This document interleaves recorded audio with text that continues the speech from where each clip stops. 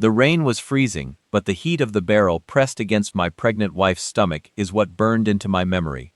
3 loud pops. That was all it took for my universe to bleed out onto the concrete. He flashed his badge, smirked, and walked away. He thought he just silenced a random civilian. He didn't know I spent 22 years as a shadow. I spent most of my adult life in places that didn't exist on any map. For 22 years, I was a black ops sniper for the military. I was trained to control my breathing, to lower my heart rate, to eliminate emotion entirely. In my world, hesitation meant someone didn't come home. When I finally retired, my soul felt heavy, weighed down by years of looking at the world through a scope. Then I met Harper. She was my anchor. She was the one who taught me how to sleep through the night without waking up in a cold sweat. She taught me how to smile genuinely, how to walk into a restaurant without scanning the room for exits. She brought me back to life, and now she was 7 months pregnant with our first child, a little boy. We already had his room painted. It was a Tuesday evening. We had just finished dinner at a quiet little diner on the edge of town celebrating our anniversary. Harper was glowing. I remember the sound of her laughter filling the cab of our old truck, mixing with the rhythmic thud of the windshield wipers. I was driving slow under the speed limit because the roads were slick with ice and rain. Everything felt perfect. Then the flashing red and blue lights cut through the darkness behind us. I checked my rearview mirror. I hadn't done anything wrong. My taillights were working. My registration was clean. I slowly pulled over to the gravel shoulder, put the truck in park, and rolled down my window. I assumed a badge meant safety. I assumed the uniform meant protection. That was my first mistake. The officer approached my window. His name tag read Dominic. He was a large man, but the way he moved was erratic. Even before he spoke, the air in the truck shifted. My old training flared up instantly. A sniper doesn't just look. A sniper observes. I noticed Dominic's pupils were dilated. His breathing was shallow. His hand was resting far too heavily on his holster, his fingers twitching. He wasn't looking at me the way a cop looks at a citizen on a routine stop. He was looking at me like a target. "Step out of the vehicle," Dominic barked. There was no greeting, no request for my license and registration. I kept my hands firmly on the steering wheel right at 10 and 2. "Officer, is there a problem?" I asked, keeping my voice incredibly low and calm. I didn't want to alarm Harper. She shifted nervously in the passenger seat, her hand instinctively resting over her baby bump. Dominic leaned in closer. I could smell stale coffee and the sharp tang of adrenaline rolling off him. I said, "Step out of the vehicle right now." I complied slowly. I opened the door and stepped out into the freezing rain, standing tall but keeping my hands completely visible. If you've ever felt the sting of losing everything to someone who thought they had all the power, hit like, subscribe for more betrayal stories, and comment your city or country. I waited by my door, expecting him to pat me down or ask for my ID. Instead, Dominic did something that made the hair on my arm stand up. He completely ignored me. He walked right past my open door, marching straight around the front of the truck to the passenger side. "Hey!" I called out, my voice tightening. "My wife is pregnant. She has nothing to do with this." Dominic yanked the passenger door open. Harper gasped, shrinking back against the seat cushions. "Get out!" Dominic yelled, reaching into the cabin and grabbing her by the arm. "Please, you're hurting me," Harper cried out, her voice trembling with fear. Instinct took over. 22 years of muscle memory commanded me to move, to strike, to neutralize the threat, but I fought it back. I forced myself to remember I was a civilian. If I laid hands on a police officer, I would be thrown in a cell, and I wouldn't be able to protect my family at all. I had to play by the rules of society. "Officer Dominic, let her go," I said firmly, stepping toward the front of the truck. "She is 7 months pregnant. She needs to stay seated." Dominic ignored me. He forcefully pulled Harper out into the pouring rain. Her feet slipped on the wet asphalt and she stumbled, falling hard onto her knees. I rushed over to her, sliding between her and the officer. "Back up!" Dominic screamed. In a fraction of a second, he drew his weapon. He pointed it directly at my chest. I raised my hand slowly. I looked deeply into his eyes, searching for reason. But there was no fear, no panic of a rookie making a mistake. There was only pure, cold malice. He was here for a reason. This was never a traffic stop. "We don't want any trouble," I said. My mind was racing, analyzing the angle of his arm, the tension in his trigger finger, the 3 feet of distance between us. I could disarm him before he blinked, but his finger was already applying pressure to the trigger. The margin for error was 0. Harper whimpered behind me, trying to push herself up off the wet road. "Please," she whispered. Dominic's face shifted. A cold, empty smirk spread across his lips, and then he moved his arm. He didn't aim at me. He pointed the barrel straight down, past my side, directly at Harper. Time stopped. The raindrops seemed to freeze in midair. Bang! The sound shattered the quiet night. Harper was thrown violently backward. I heard an agonizing scream, and it took me a heavy, suffocating moment to realize it wasn't her voice. It was mine. Bang! Bang! 2 more shots rang out. Dominic took a slow step back, his gun still raised. He looked down at my wife's motionless body on the slick asphalt. Dark blood began to pool rapidly, mixing with the heavy rain washing over my boots. He didn't run. He didn't panic. He calmly reached for his shoulder radio, his voice completely flat and rehearsed. "Dispatch. I have an officer-involved shooting. Suspect was armed and hostile." He looked at me, that same sick smirk playing on his lips. He thought I was just a terrified husband. He thought he had broken me, and in that exact second, falling to my knees in the freezing rain to press my hands over my wife's wounds, I was broken.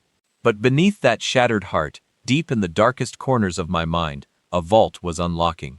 The vault where I kept 2 decades of tactical precision, endless patience, and absolute destruction. As the sirens began to wail in the distance, I looked up at the man who just took everything from me.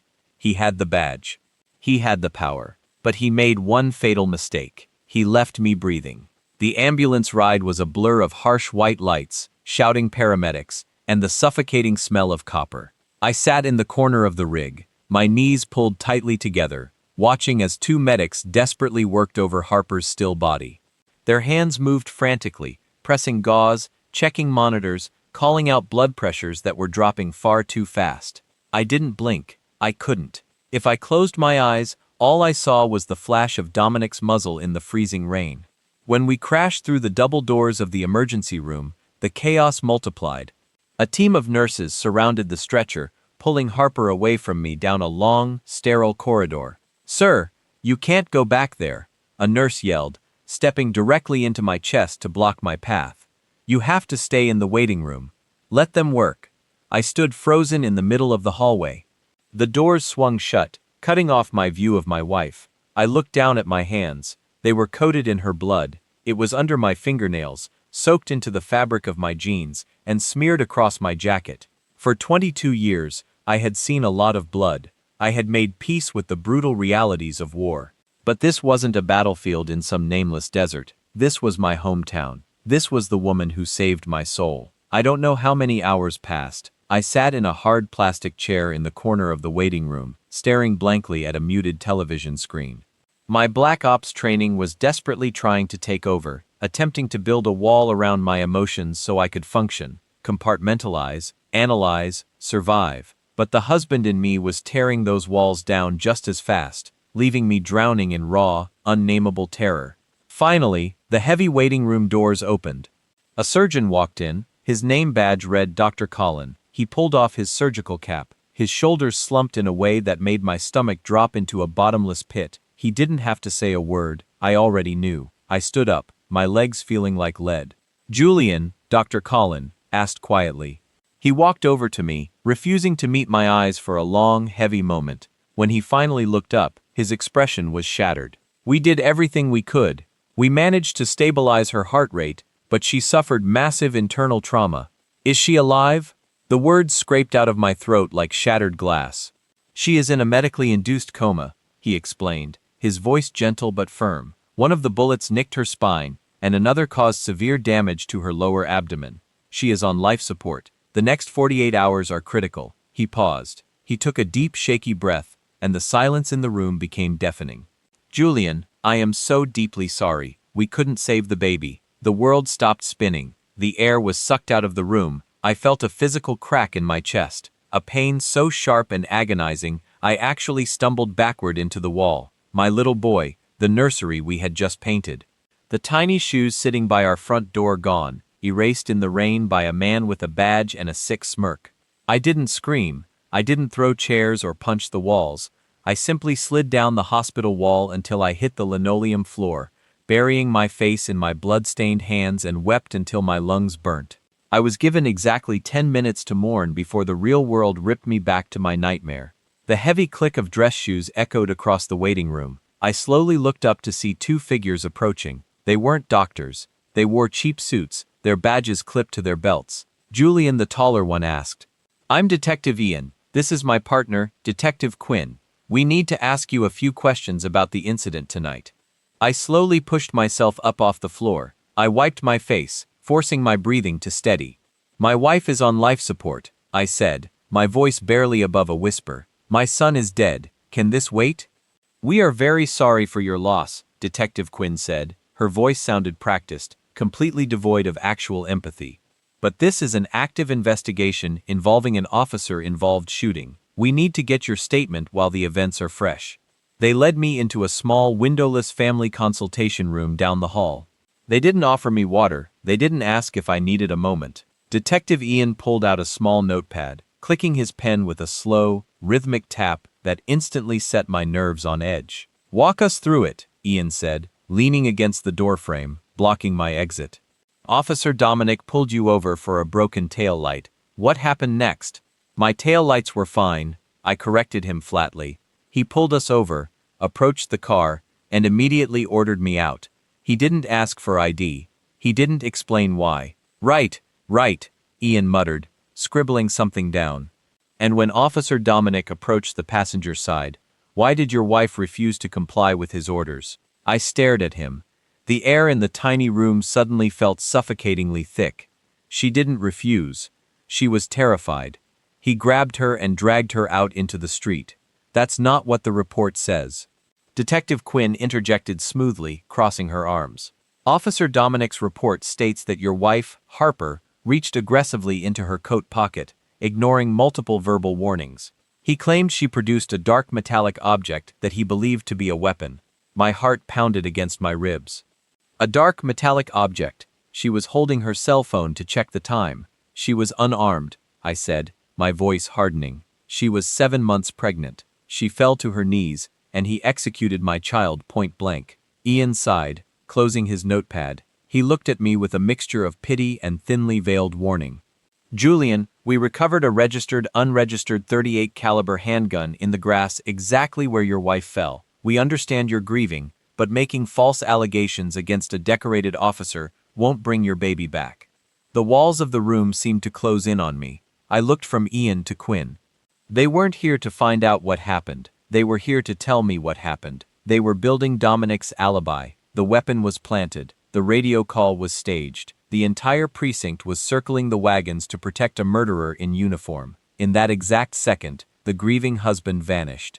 The shadow took his place. If I screamed at them, if I told them they were liars and corrupt cowards, they would arrest me for assaulting an officer or interfering with an investigation. They wanted me to lose my temper. They needed me to look unhinged. I looked down at the floor, forcing my shoulders to shake.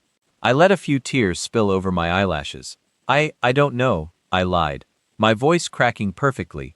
"It happened so fast. Maybe she did reach for something. I was so scared. Please, I just want to see my wife." Ian exchanged a satisfied glance with Quinn. They had what they wanted. A broken compliant witness who was doubting his own memory. "Of course, Julian." "Well, be in touch," Quinn said softly, opening the door for me. I walked out of that room with my head hung low, playing the part of the defeated civilian. I walked down the hall and stood outside Harper's ICU room, looking through the heavy glass. She was covered in tubes and wires, the steady beep of the heart monitor, the only proof she was still with me. I placed my hand against the cold glass. They thought I was a nobody. They thought they could bury my family and sweep it under the rug. But they had no idea what kind of ghost they had just woken up. I wasn't going to hire a lawyer. I wasn't going to go to the press. I was going to go home, and I was going to open the vault. I stayed by the ICU glass until the sun crept over the city skyline. The harsh morning light did nothing to warm the freezing cold that had settled into my bones. Harper's chest rose and fell in a slow mechanical rhythm, dictated entirely by the ventilator. Every beep of the monitor was a reminder of the ticking clock. I needed to move. If I sat still, the grief would swallow me whole. Before I could become the shadow I used to be, I had to exhaust every option as a civilian. I had to know without a shadow of a doubt that the system was entirely broken. I left the hospital and drove straight to the 12th precinct. The police station was loud, bustling with morning shift changes and ringing telephones. The smell of cheap coffee and damp uniforms filled the air. I walked up to the front desk, my clothes still stained with my wife's blood. The young desk sergeant stopped typing and stared at me. "I need to speak to the captain," I said, my voice dead and hollow. "It's about Officer Dominic and my wife, Harper." 10 minutes later, I was sitting in a cramped, stale-smelling office. Captain Felix sat across from me, a heavy man with tired eyes and a perfectly pressed uniform. He folded his hands on his desk, looking at me with a practiced expression of deep sympathy. "Julian, I cannot express how sorry I am for the tragedy your family experienced last night," Captain Felix began, his voice smooth and measured.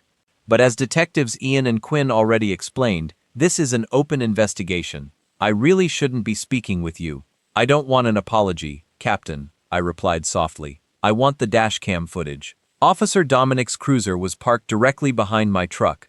The camera would have captured the entire stop. "It will show that Harper never had a weapon." Felix sighed, leaning back in his leather chair. He broke eye contact, looking over my shoulder at the wall. "I understand your frustration. Believe me, I do. But unfortunately, the heavy storm caused an electrical short in Dominic's cruiser. The dashcam was offline during the entire shift. There is no footage. The lie was so blatant, so perfectly rehearsed that I almost laughed. "An electrical short?" I asked, keeping my face entirely blank. "What about his body camera? Also deactivated due to water damage," Felix answered without missing a beat. "Julian, the physical evidence at the scene tells the story. A weapon was recovered. Dominic acted within departmental protocol to protect his own life. The district attorney has already reviewed the preliminary report and decided not to press charges. Officer Dominic is on paid administrative leave, standard procedure." They had scrubbed it. In less than 12 hours, they had planted a gun, erased the digital footprint, and legally cleared the man who murdered my unborn child. "I see," I whispered, standing up slowly. "Go home, Julian," Felix said, his tone shifting from sympathetic to a quiet warning. "Be with your wife. Trust the system. Do not make this harder on yourself than it already is." I didn't say another word. I turned and walked out of his office. As I made my way down the bustling hallway toward the precinct exit, I froze. There, standing by the break room coffee machine, was Dominic. He wasn't on administrative leave at home. He was right here. He was wearing civilian clothes, a crisp polo shirt and jeans, holding a foam cup, and laughing. Another officer, a young guy named Kyle, was slapping Dominic on the back, chuckling at whatever joke Dominic had just told. My vision blurred. A loud, high-pitched ringing echoed in my ears. The muscles in my legs coiled, ready to launch. I could cross the distance in 3 seconds. I knew exactly where to strike his throat to collapse his windpipe before anyone even drew their weapons. I could end it right now. But then Dominic turned his head and saw me. His laughter stopped. He looked at my blood-stained clothes, and then up at my face. He didn't look guilty. He didn't look scared. He simply tilted his head, lifted his coffee cup in a mocking, silent toast, and took a sip. He wanted me to snap. He wanted me to attack him in a room full of cops, so they could finish the job they started on the highway. I took a slow, deep breath, forcing my heart rate to drop. I unclenched my fists. I lowered my eyes to the floor, playing the part of the broken, terrified civilian one last time, and I walked out the front doors into the morning light. I drove back to my house. The silence inside was deafening. I walked past the living room. I walked past the kitchen. I stopped in the hallway, standing in the doorway of the nursery, the pale yellow walls, the empty crib, the stack of baby books on the small wooden shelf. I placed my hand on the doorframe, letting the last piece of my old peaceful life slip away. The man Harper married, the quiet, gentle husband, died on that wet asphalt. I turned around and walked to the basement door. I unlocked it and descended the wooden stairs into the dark. I pushed aside a heavy shelving unit, revealing a false wall. Behind it was a thick steel vault. I spun the combination dial. 34-1268. The heavy locking mechanisms clicked open with a deep echoing thud. I pulled the heavy door wide. Inside wasn't a collection of guns or explosives. It was a state-of-the-art encrypted server tower, satellite uplinks, and stacks of hard drives. It was the digital arsenal of a ghost. I sat down at the dark monitors and pressed the power button. The screens flared to life, casting a pale blue glow across my face. Captain Felix told me to trust the system, but they forgot one crucial detail. I spent 22 years dismantling systems far more secure than a local police precinct. Dominic thought he was untouchable. He was about to learn that the dark is a very dangerous place to hide when the monster looking for you can see perfectly in the pitch black. The glow of the 6 monitors washed over my face, casting cold shadows in the basement. I cracked my knuckles, a nervous habit I hadn't used since my last deployment. The quiet hum of the cooling fans felt like an old friend welcoming me back to a world I thought I had left behind forever. My fingers hovered over the mechanical keyboard. I didn't need guns to destroy Officer Dominic. Bullets were loud, messy, and they ended things too quickly. I needed information. In the Black Ops world, data is the deadliest weapon you can wield. I started with the 12th precinct. Their firewall was practically ancient. It took me exactly 7 minutes to slice through their security protocols and gain full undetected access to their internal servers. I was invisible. I bypassed the scrub dashcam files and went straight for the dispatch logs and GPS trackers embedded in the police cruisers. Captain Felix had told me Dominic was on routine patrol when he spotted my broken taillight. I pulled up the digital map of Dominic's patrol route from the night of the shooting. The red line showing his vehicle's path appeared on my screen. I cross-referenced the timestamps with the receipt from the diner where Harper and I had eaten our anniversary dinner. My breath caught in my throat. Dominic wasn't on patrol. For 2 hours, his cruiser had been parked in a dark abandoned alley across the street from the diner. He had been sitting there watching a seat. The digital trail showed him pulling out of the alley exactly 40 seconds after my truck left the parking lot. This was never a random traffic stop, it was a targeted hit. The realization hit me like a physical blow. Someone wanted us dead, but why? My military files were buried so deep even the Pentagon would struggle to find them. I was a ghost, and Harper was a civilian. She was a brilliant, hard-working financial auditor for a corporate firm in the city. She baked cookies on Sundays and cried during television commercials. She had no enemies. I needed to know more about the man who pulled the trigger. I ran a trace on Dominic's cell phone number, exploiting a known backdoor in his cellular carrier network. In less than 20 minutes, a progress bar on my screen hit 100%. I had successfully cloned his device. Every text message, every email, every hidden photo, and every location ping was now mirroring live onto my private server. I opened his banking app. On paper, Dominic was a city cop, making roughly $65,000 a year. But a quick dive into his digital wallet revealed a different story. I traced a series of encrypted cryptocurrency transfers bouncing through 3 different shell companies before landing in an offshore account in the Cayman Islands. The current balance was over $2 million. He wasn't just a bad cop, he was a highly paid mercenary hiding behind a badge. I leaned closer to the screen, my heart hammering against my ribs. I opened his text messages, filtering them by the date of the shooting. Most of his texts were garbage. Bets on football games with Officer Kyle, complaints about his shift supervisor, but then I found a thread with an unsaved number. A burner phone. The messages were brief and chilling. Burner, is the problem handled? Dominic, the husband bought the story. Captain scrubbed the footage. She's in a coma, won't make it through the week. Burner, good, the rest of your payment clears at midnight. Make sure the house is clean. I stared at the glowing white text until my eyes burned. He wasn't just bragging, he was reporting back to someone who paid him to execute my pregnant wife. A heavy, suffocating anger wrapped around my throat. They talked about Harper like she was taking out the trash, a problem that needed to be handled.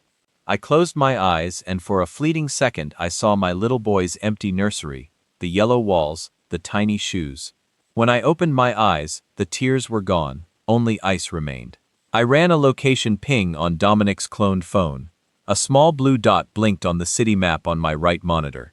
He was on the move. He wasn't at the police station anymore, and he wasn't heading toward his registered home address. He was driving toward the industrial district by the docks, a place no honest cop goes off duty. I stood up, shutting off the monitors, leaving only the server towers humming in the dark. I walked over to a heavy metal locker in the corner of the vault. I opened it and pulled out a black tactical jacket, an encrypted comms earpiece, and a high-resolution long-range camera, no larger than a matchbox. I slipped the earpiece in, syncing it to the GPS tracker running on my server. A soft female automated voice chimed in my ear, giving me real-time updates on his location. I walked upstairs, the silence of the empty house no longer crushing me, it was fueling me. I stepped out into the cold night air and got into a dark sedan I kept parked in the garage for emergencies. Dominic thought he was the predator. He thought he had hunted us in the rain. He had no idea he had just stepped into a cage with a monster. The docks were completely deserted, shrouded in a heavy freezing fog that rolled off the dark water. I parked my sedan 3 blocks away, blending into the shadows of an abandoned warehouse. I moved through the alley silently, a ghost slipping through the night. The damp air carried the smell of salt and rotting wood, a stark contrast to the sterile smell of the hospital that was still clinging to my clothes. My earpiece clicked. Target stationary 100 yards ahead. I climbed a rusted fire escape on the side of a processing plant, pulling myself onto the flat gravel roof. The vantage point was perfect. Below, parked near the edge of the pier, was a sleek black luxury SUV. A few moments later, Dominic's unmarked police cruiser pulled up alongside it. I set up my high-resolution camera, adjusting the long-range lens. The fog made visibility poor, but my equipment cut right through it. Dominic stepped out of his car. He wasn't wearing his uniform anymore. He wore a heavy leather jacket, his posture relaxed and arrogant. The tinted window of the SUV slowly rolled down. I adjusted the audio receiver on my camera, aiming the parabolic microphone down at the two vehicles. Through the static of the wind, voices crackled into my earpiece. "You're late," a smooth, authoritative voice drifted from the SUV. "Traffic," Dominic replied casually, leaning against the window frame. "Don't sweat it, everything is handled. The husband is a nobody. He practically wet himself when the detectives brought him in. He bought the self-defense story completely." I felt my jaw clench so tight my teeth ground together. "And the woman?" the man in the SUV asked, brain dead. Dominic chuckled. The sound of his laugh made my blood run cold. "The docs say it's just a matter of time before her heart gives out. You don't have to worry about her anymore. She won't be testifying at any hearings. Make sure there are no loose ends," the voice warned. "If she wakes up, my client is highly exposed." "You understand? Relax, Evan," Dominic said, waving a hand dismissively. "Even if by some miracle she wakes up, who is going to believe her? I have the captain in my pocket, the evidence is logged, and the DA won't touch it. Your client's money is safe." Evan, the name echoed in my mind. A lawyer, a fixer. I zoomed the camera in on the small sliver of the driver's face visible through the window. He wore silver-rimmed glasses and a very expensive suit. I snapped dozens of high-resolution photos, feeding them directly back to my server at home for facial recognition. An arm reached out from the SUV, handing Dominic a thick manila envelope. Dominic peeked inside, a greedy smile spreading across his face. "Pleasure doing business with you," Dominic said, tucking the envelope into his jacket. The SUV's window rolled up and the vehicle slowly reversed, disappearing into the fog. Dominic walked back to his cruiser, whistling a tuneless melody, entirely at peace with the fact that he was carrying blood money for murdering my child. I didn't move. I stayed on the roof, letting the freezing wind bite into my skin until his tail lights faded away. When I finally returned to my basement, the facial recognition software had finished processing. The face in the SUV belonged to Evan Sterling, a high-profile defense attorney known for representing the city's worst white-collar criminals. He was untouchable, slick, and incredibly dangerous. I sat down at the monitors, my mind racing. Why would a high-powered defense attorney pay a dirty street cop to execute my wife? I opened a new terminal on my screen and began digging into Evan Sterling's recent court cases. I bypassed his law firm's weak security firewalls, hunting for any connection to Harper. Hours bled away. My eyes burned, but I couldn't stop. I sifted through thousands of legal documents, client ledgers, and sealed court records. Then I found it. A massive embezzlement case involving a logistics company called Apex Global. Millions of dollars were being siphoned out of pension funds and laundered through shell corporations. Evan Sterling was representing the CEO. The trial was highly publicized, but it had stalled because the prosecution lacked a definitive paper trail connecting the CEO to the shell companies.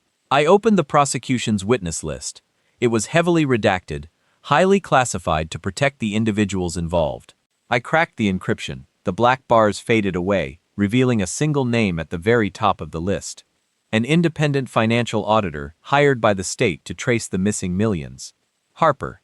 The breath rushed out of my lungs. I fell back into my chair, staring at her name on the glowing screen. She wasn't a random victim. She was the star witness. She had found the missing money. She had found the absolute proof that would send Evan Sterling's client to federal prison for decades. And she hadn't told me. She had kept it a secret to protect me, to keep the danger away from our peaceful life. Dominic wasn't a monster acting on impulse. He was a hitman hired to silence the only person who could bring down a criminal empire. The grief that had been threatening to drown me suddenly evaporated, replaced by a cold, terrifying clarity. They didn't just break my family. They tried to protect their greed with my wife's blood. I looked at the glowing blue done on my monitor. Dominic was sleeping soundly in his bed, dreaming of his offshore accounts. Evan Sterling was probably pouring a glass of expensive scotch, celebrating a problem solved. They thought they had won. They thought they had buried the truth. I placed my hands on the keyboard. It was time to start burning their world to the ground. The revelation hit me like a physical blow, leaving me paralyzed in my chair as the server fans hummed around me. Harper wasn't just an auditor. She was the linchpin of a massive federal investigation. She had untangled a web of dark money that men like Evan Sterling would kill to protect. And they did kill. They killed my son, and they put my wife in a coma. I rubbed my tired eyes, the glowing screens burning into my vision. If Harper had the evidence, where was it? If she hadn't turned it over to the prosecution yet, she must have hidden it. She knew she was being hunted. I needed to find what she found. I opened a secure line into Harper's laptop, which was sitting quietly on her desk upstairs. I bypassed her password, her mother's maiden name, and began digging through her files. Nothing. Her work folders were perfectly organized, completely standard audits. There were no hidden encrypted drives, no secret folders disguised as family photos. I leaned back, frustrated. Harper was smart, but she wasn't a spy. If she hid something digital, she wouldn't have used high-low military encryption. She would have used something personal, something only she and I would understand. My eyes drifted to a framed photo sitting beside my keyboard. It was the two of us, standing in front of our old truck on the day we bought it. I practically sprinted up the basement stairs. The house was dead quiet. I grabbed the truck keys from the hook by the front door and ran out into the cold garage. The truck smelled like rain and dried blood. I ignored the nausea rising in my throat and climbed into the driver's seat. I tore the cabin apart. I checked the glove box under the seats behind the sun visors inside the center console. Nothing. I slammed my hands against the steering wheel, letting out a frustrated breath. Then I saw it. Hanging from the rearview mirror was a small silver locket I had given her for her birthday. It usually held a picture of us, but it looked slightly bulkier than normal. My hands shook as I reached up and popped the small clasp open. A tiny black micro SD card fell into my palm. I rushed back down to the basement, my heart hammering a frantic rhythm against my ribs. I shoved the card into a reader and plugged it into the server. A single, heavily encrypted folder appeared on my screen. The password prompt flashed, a small cursor blinking mockingly. Hint, the day we woke up. I smiled, a bitter, painful smile that didn't reach my eyes. It wasn't our anniversary. It wasn't my birthday. It was the date we found out she was pregnant, the day we finally felt truly alive. I typed the numbers in.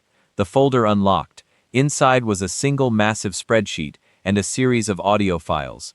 I clicked the first audio file, leaning closer to the speakers.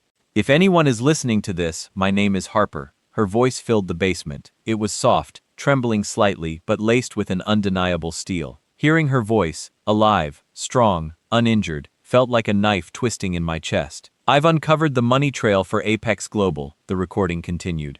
But it goes deeper than corporate embezzlement. Evan Sterling isn't just defending them. He's orchestrating the laundering, and he's using a network of corrupt city officials to protect the operation, including the 12th precinct.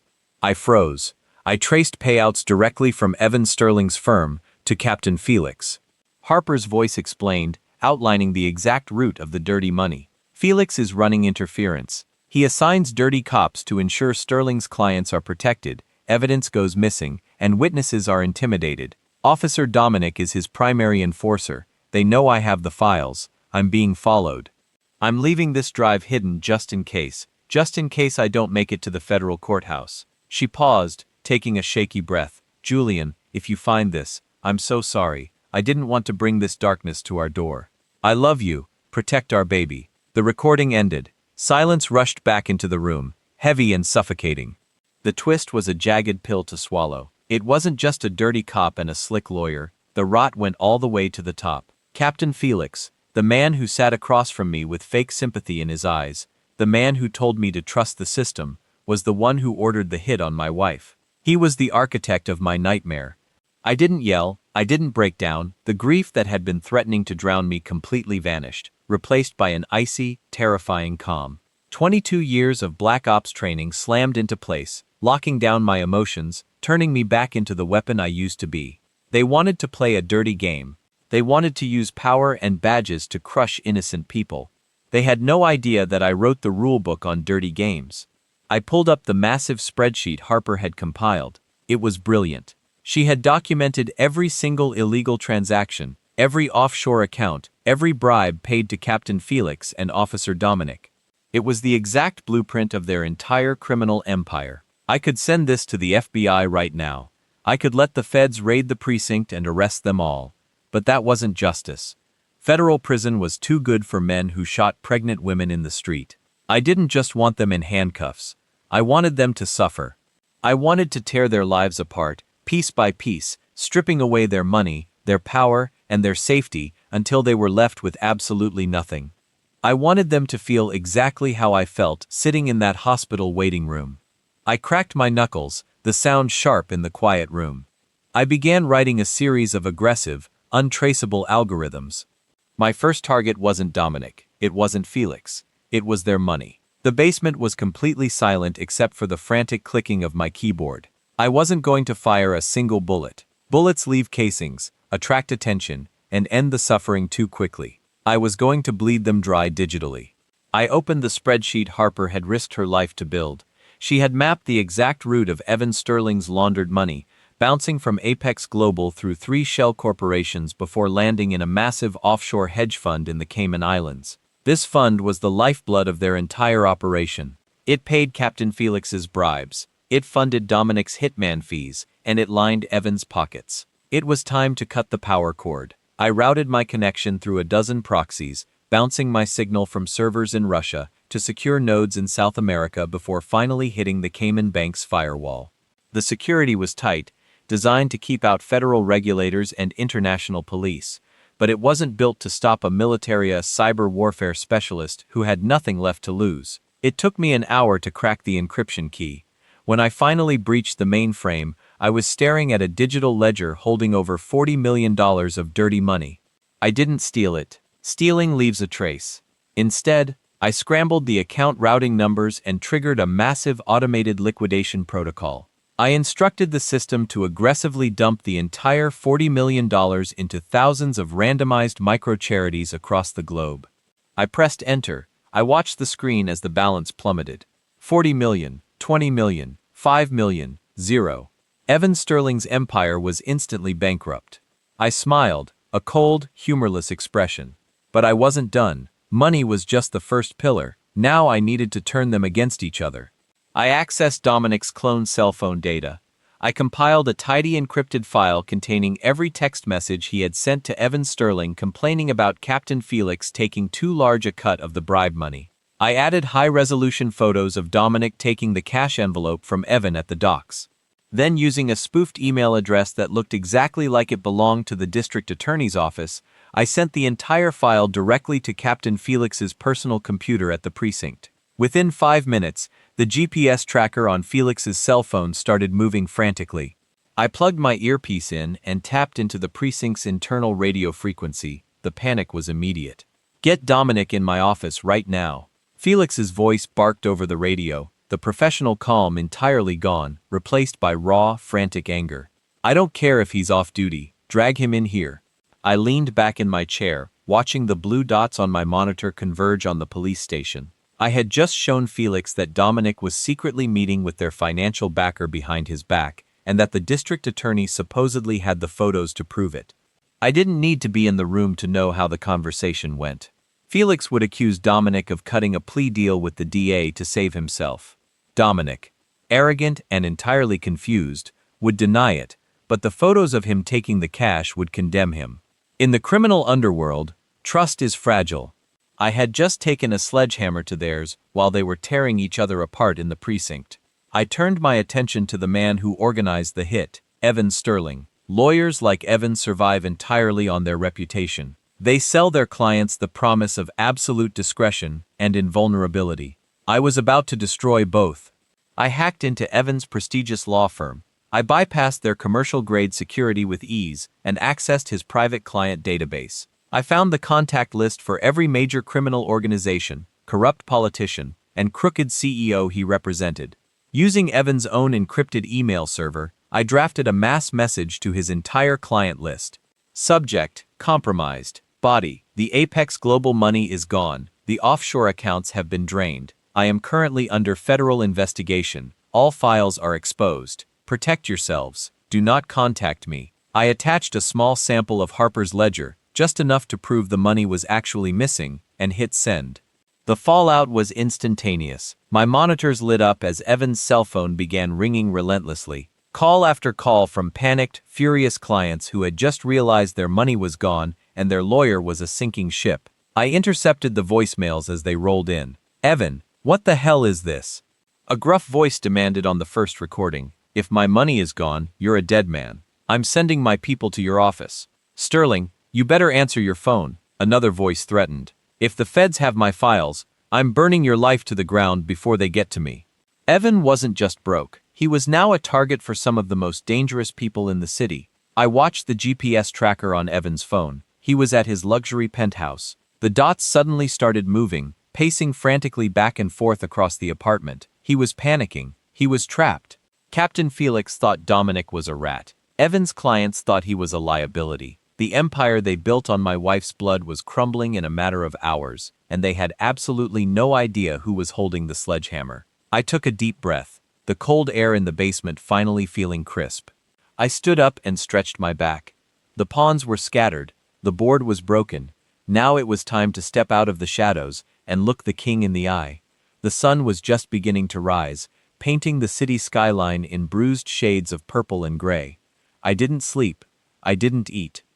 I spent the early morning hours watching the chaos unfold on my monitors. The GPS trackers showed Evan Sterling fleeing his penthouse just before two black SUVs belonging to a known crime syndicate pulled up to his building. He was running for his life. I knew exactly where he would go.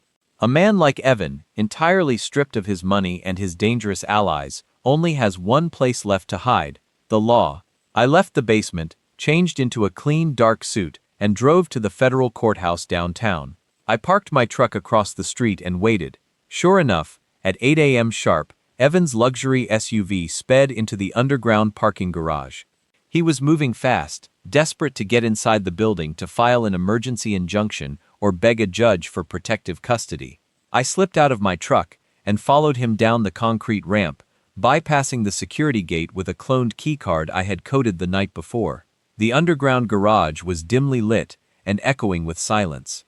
Evan was frantically pulling a heavy briefcase out of his trunk, constantly checking over his shoulder, his expensive suit wrinkled and soaked with nervous sweat. "Looking for a way out, Evan?" I asked. My voice was quiet, but in the echoing garage, it sounded like a gunshot. Evan spun around, dropping his briefcase.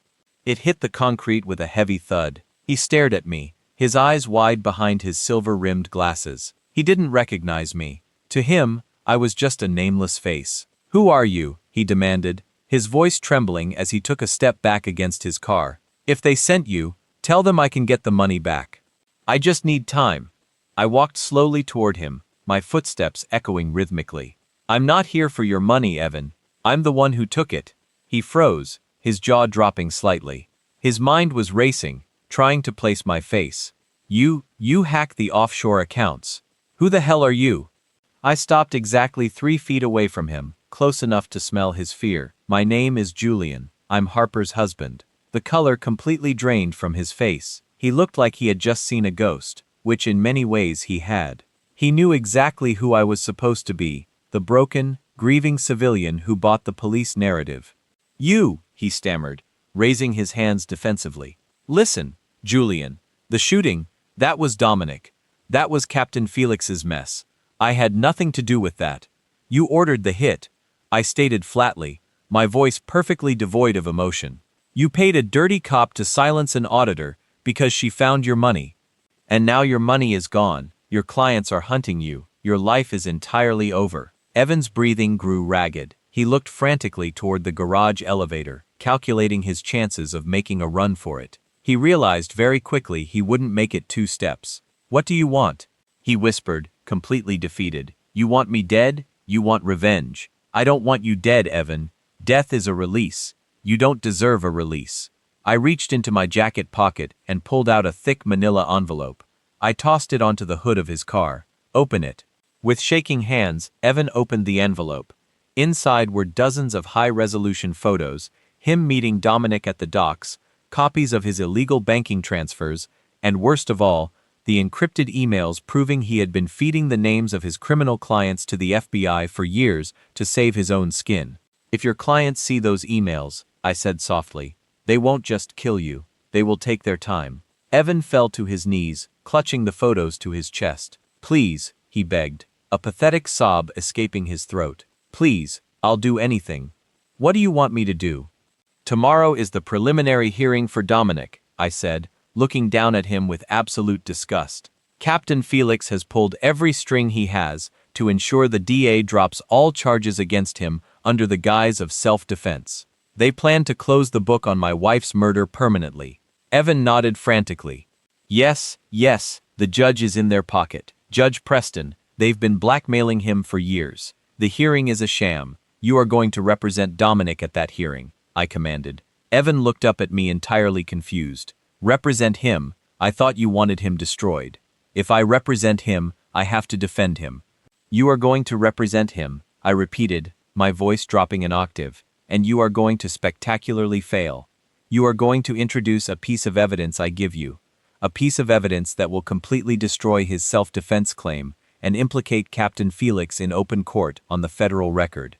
If I do that, Felix will kill me." Evan cried. "If you don't do it," I replied, turning my back to him, "I will hit send on those emails and your clients will find you before the sun goes down." I started walking away, my footsteps echoing toward the exit. "Wait," Evan called out, his voice cracking. "What about Judge Preston?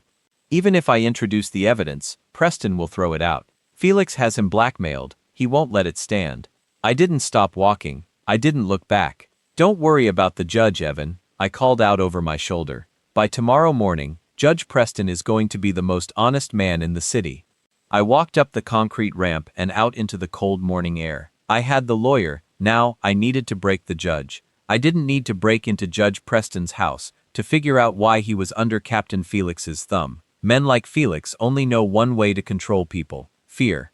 I went back to my basement and dove directly into the darkest corners of the 12th Precinct's internal servers.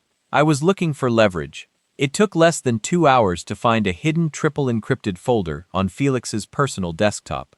The file name was just a single initial P. I cracked it open. Inside was a police report in a traffic camera video from 3 years ago. The video showed a dark sedan running a red light and causing a severe accident. The driver who fled the scene was Judge Preston. At least that's what the police report claimed.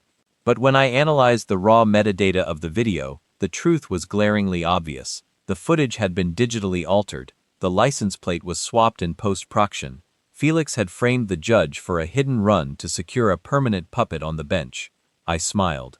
Blackmail is only effective if you were the only one holding the cards. I permanently deleted the doctored files from Felix's server, wiping every backup the precinct had. Then I sent the original, unaltered footage directly to Judge Preston's private email, along with a short, untraceable message. "Captain Felix's leverage is gone. The original files are yours. You are free. Do your job today or I will do it for you." At 10 a.m., I walked into the federal courthouse. I wore a plain gray suit and sat in the very back row of the gallery. The courtroom smelled of lemon polish and stale air. I folded my hands in my lap and waited. The heavy wooden doors swung open and Officer Dominic scrolled in. He wasn't in handcuffs, he was wearing his dress uniform, his chest adorned with medals he didn't deserve. He looked incredibly smug, joking softly with the bailiff. He genuinely believed this was just a formality. He believed he would walk out of this building and go right back to spending my wife's blood money. A moment later, Evan Sterling walked in. The untouchable lawyer looked like he hadn't slept in a week. His tie was slightly crooked, and his hands were trembling as he set his briefcase on the defense table. He didn't look at Dominic. He looked nervously around the room until his eyes locked onto mine in the back row. I gave him a slow, single nod. He swallowed hard and quickly looked away. Captain Felix came in next, taking a seat in the front row of the gallery. He sat tall, projecting the image of a supportive commanding officer, but I noticed the dark circles under his eyes. The paranoia from the emails I had sent him the night before was eating him alive. He shot a suspicious glare at Dominic's back. The criminal trust between them was completely shattered. "All rise," the bailiff called out. Judge Preston entered and took his seat behind the high wooden bench. He looked completely different than the photos I had seen. He didn't look like a broken, blackmailed man. He sat straight, his shoulders squared. He glanced down at a printed piece of paper on his desk, my email. Then he looked up, his eyes scanning the room until they landed coldly on Captain Felix. "Court is in session," Judge Preston announced, his voice booming with absolute authority. "This is the preliminary hearing for Officer Dominic. The state is represented by Prosecutor Collin." A tired-looking prosecutor stood up. "Your Honor, after reviewing the evidence, the state moves to dismiss all charges against Officer Dominic. The physical evidence strongly supports a clear case of self-defense. It was a rehearsed dance. Felix had pulled the strings and the prosecutor was playing his part perfectly." Dominic smirked, adjusting his uniform collar. Judge Preston didn't even blink. He turned his attention to the defense table. "Mr. Sterling, does the defense accept the motion to dismiss?" The courtroom was dead silent. All Evan had to do was say yes, and Dominic would be a free man. Evan stood up. His knees were physically shaking against the wooden table. He looked at Captain Felix, who gave him a sharp, confident nod. Then Evan looked down at the manila envelope resting on his table, the envelope I had given him in the parking garage. "No, Your Honor," Evan said, his voice cracking slightly. "The defense objects to the dismissal." A collective gasp rippled through the courtroom. Dominic snapped his head toward Evan, his smug smile vanishing instantly. "What are you doing?" he hissed under his breath. Captain Felix gripped the wooden railing in front of him, his knuckles turning entirely white. "This was not the plan, Mr. Sterling," Judge Preston said, leaning forward, a spark of genuine justice lighting up his eyes. "You are objecting to the dismissal of your own client's charges." "I am, Your Honor," Evans said, picking up the envelope. He was terrified, but he knew my threat was far more immediate and lethal than Felix's. "I have new evidence to enter into the record, evidence that proves my client did not act in self-defense. Furthermore, this evidence proves that my client was operating under direct illegal orders from his commanding officer, Captain Felix." Chaos erupted. Dominic leaped to his feet, knocking his chair backward. "He's lying. This is a setup." Felix stood up in the gallery, his face turning a dangerous shade of red. "Your Honor, this is absurd. That man is out of his mind." I sat perfectly still in the back row, a ghost watching the monsters tear each other apart. The system wasn't protecting them anymore. It was caving in on them, and I was the one who quietly pulled the support beams. "Order in my courtroom," Judge Preston roared, slamming his gavel down with enough force to echo like a gunshot. "Bailiff, secure the defendant. Mr. Sterling, approach the bench and deliver this evidence immediately." Evan walked forward, holding out the undeniable proof of their corruption.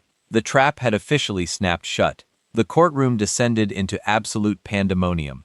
The bailiff stepped forward, placing a heavy hand on Dominic's shoulder to force him back into his seat. Dominic's eyes were wild, darting between Evan and Captain Felix. He was entirely trapped, and for the first time in his life, he realized the badge pinned to his chest meant absolutely nothing. Judge Preston took the envelope from Evan's shaking hands. The room fell into a tense, suffocating silence as the judge pulled out the documents. He adjusted his glasses, his eyes scanning the first page, then the second, then the third. The color drained from the judge's face.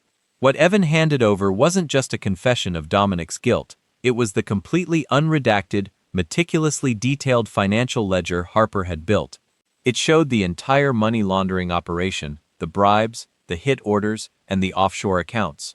It was a nuclear bomb wrapped in manila paper.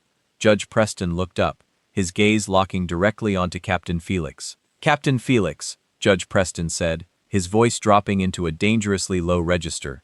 "I am ordering you to remain precisely where you are. Ballio, lock the courtroom doors. No one leaves." Felix's arrogant facade completely shattered. He looked frantically at the heavy wooden doors at the back of the room, calculating his chances of running. But 2 armed courthouse deputies had already moved to block the exit. Felix turned back to the judge, his voice shrill with panic. "Your Honor, this is a fabrication," Felix shouted, pointing an accusatory finger at Evan. "Sterling is under federal investigation for his own crimes. He's trying to drag us down to save himself. These documents are forged." Evan flinched, stepping back toward the defense table, but he didn't back down. "The documents include routing numbers and timestamp bank transfers. Your Honor, the district attorney can verify their authenticity right now." Dominic finally snapped. He lunged across the defense table, grabbing Evan by the lapels of his expensive suit. "You sold me out," Dominic roared, his spit flying onto Evan's terrified face. "You set me up to take the fall for your stolen money." "Get off me!" Evan screamed, trying to push the larger man away. 2 deputies tackled Dominic to the floor, pinning his arms behind his back. The sound of metal handcuffs clicking into place echoed loudly through the room. It was the sweetest sound I had heard in 22 years. "Your Honor," Prosecutor Collins stammered, entirely bewildered by the collapse of his rehearsed case. The state formally requests to withdraw the motion for dismissal." "Granted," Judge Preston said firmly. He looked down at Dominic, who was struggling furiously against the deputies on the floor. "Officer Dominic, your bail is revoked. You are remanded to federal custody, pending a full investigation into these allegations.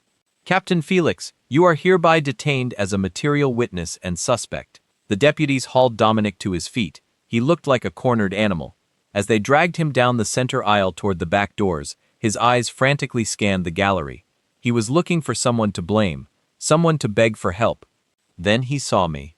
I was still sitting in the back row, my hands neatly folded in my lap, perfectly still. Dominic stopped fighting the deputies. He froze, staring at me. In that split second, all the arrogance and malice vanished from his face, replaced by absolute paralyzing terror. He remembered the quiet, defeated husband in the hospital waiting room. He remembered the man he thought he had broken on the wet asphalt. He finally realized he hadn't just shot a pregnant woman, he had summoned a monster. I didn't smirk, I didn't glare, I just stared at him with cold, dead eyes. "You," Dominic whispered, his voice trembling. "It was you. Keep moving." The deputy shoved Dominic hard through the heavy wooden doors, barking at him to move. Captain Felix followed right behind, refusing to meet my eyes, keeping his gaze fixed on the floor as his entire world collapsed, while deputies dragged him out of the courtroom. Evan Sterling remained alone at the defense table, face buried in his hands, already knowing federal agents would be waiting the moment he stepped outside. Every piece had been removed from the board. The king had finally fallen. I rose slowly, straightening the creases in my jacket. I didn't glance back as I walked out of that courtroom into the bright morning light. The game had ended. I had annihilated them entirely, stripping away their money, their power, their freedom, all without raising my fist or my voice once. I had used their own filth to construct the prison that would hold them for whatever remained of their pathetic lives. Yet driving away from that courthouse, victory felt completely empty. Revenge cannot heal gunshot wounds. Destroying Dominic wouldn't paint the nursery walls. Tearing apart Felix's empire couldn't bring my son back to life. I drove directly to the hospital. Walking down that sterile hallway, each step felt heavier than the last, until I reached the ICU. I stood outside Harper's room, pressing my palm against the cold glass, exactly like I had days before. She remained there, surrounded by machines, still battling a war raging inside her own body. I entered the room and pulled a small chair beside her bed, taking her cold, pale hand into mine. "It's over, Harper," I whispered, my voice finally breaking. The ghost was gone now, only the husband remained. The men who hurt us can never hurt anyone again. I made absolutely certain of that. I leaned forward, pressing my forehead against her knuckles. The monitors beeped their steady, slow rhythm. "Please," I begged, tears finally streaming freely down my face. "Please come back to me. I have nothing left without you." The silence stretched painfully through that room. I closed my eyes, bracing myself for a lifetime trapped in this cold, empty quiet. Then, against my forehead, I felt the faintest, weakest squeeze against my fingers. I froze completely, breath caught in my throat, eyes locked onto our joined hands.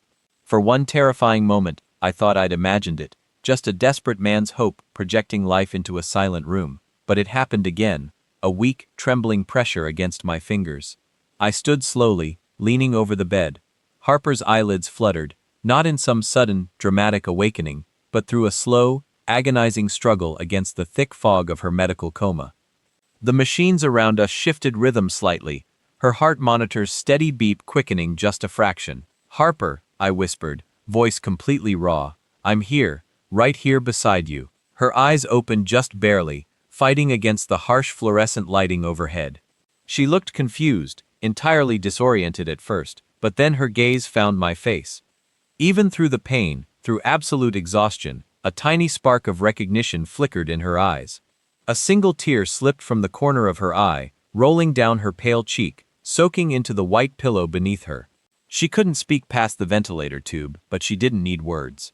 I kissed her forehead gently, burying my face in her hair. We had lost so much. A fragment of our souls had vanished forever, buried along some cold, rain-soaked highway. But the monsters hadn't won everything. They hadn't taken it all from us. The following 6 months crawled forward at a painfully slow yet strangely peaceful pace. Justice. Real justice rarely moves quickly, but once it finally arrives, it arrives complete. The evidence Evan Sterling had submitted inside that courtroom triggered a massive federal crackdown. The FBI tore apart the entire 12th precinct from top to bottom. Captain Felix lost his rank, his pension, and whatever false dignity he'd clung to. Convicted of racketeering, conspiracy to commit murder, and widespread corruption, he received 30 years inside a federal penitentiary. The man who once ruled the city through fear now exists as nothing more than a numbered inmate constantly glancing over his shoulder. Evan Sterling attempted negotiating a deal, but with his offshore accounts entirely drained and his former criminal clients actively hunting him down, he held no leverage left whatsoever. Completely disbarred, he was placed inside a high-security protective custody unit, trading his luxury penthouse for a concrete cell, terrified of the very people he once represented in court. And Dominic, he stood before a federal judge who couldn't be bribed or blackmailed, someone who saw him exactly for what he truly was, a coward hiding behind a badge. He received life without any possibility of parole. No offshore accounts awaited him, no early retirement plan existed. He would spend every remaining day of his natural life caged, knowing the nobody he'd pulled over on some rainy night had completely erased his entire existence. As for the $40 million in dirty money I'd scattered across the globe, it funded children's hospitals, built schools throughout impoverished nations, and provided shelter for victims of violence everywhere. The money Evan and Dominic had killed to obtain was now quietly healing the very world they'd damaged. Harper's recovery became the hardest battle either of us ever faced together. Physical therapy proved grueling, and the emotional scars ran infinitely deeper than any physical wound. Some nights we simply sat together on our living room floor, crying until nothing remained inside us. We grieved the nursery we never got to use. We grieved the little boy who never lived to see sunlight. That particular pain will never fully disappear. It remains a quiet ache we'll carry together for the rest of our lives. But we carry it side by side now. We sold the house with its basement vault. I permanently wiped the servers, smashed every hard drive, and threw all the Black Ops equipment into the ocean depths. I no longer needed the ghost inside me. The shadows had finally lifted. We relocated to a quiet cabin nestled in the mountains, surrounded by towering pines and a serene, glassy lake. Peace lives here now. No sirens, no city lights, only wind moving gently through the branches overhead. This morning, I sat on our wooden back porch, cradling a steaming mug of coffee. The morning air felt crisp and clean around me. The wooden screen door creaked open behind me. Harper stepped out, her movements slow but steady now, wrapping a thick blanket around her shoulders as she settled into the chair beside mine. She rested her head against my shoulder, and I wrapped my arm around her, pulling her close against me. Together we watched the sun rise over the water, painting the sky in brilliant strokes of gold and warm orange. We survived that storm. Whatever legacy we leave behind won't be built on violence or buried secrets. It will be a legacy of survival, of a love so profound that not even the darkest monsters in this world could ever tear it apart.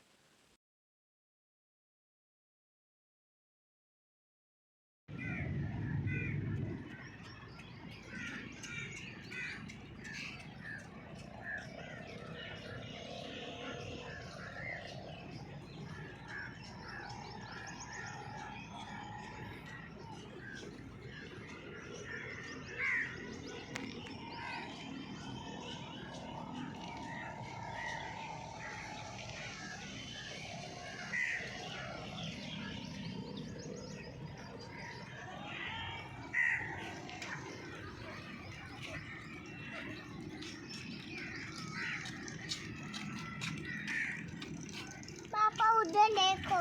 ये बाहर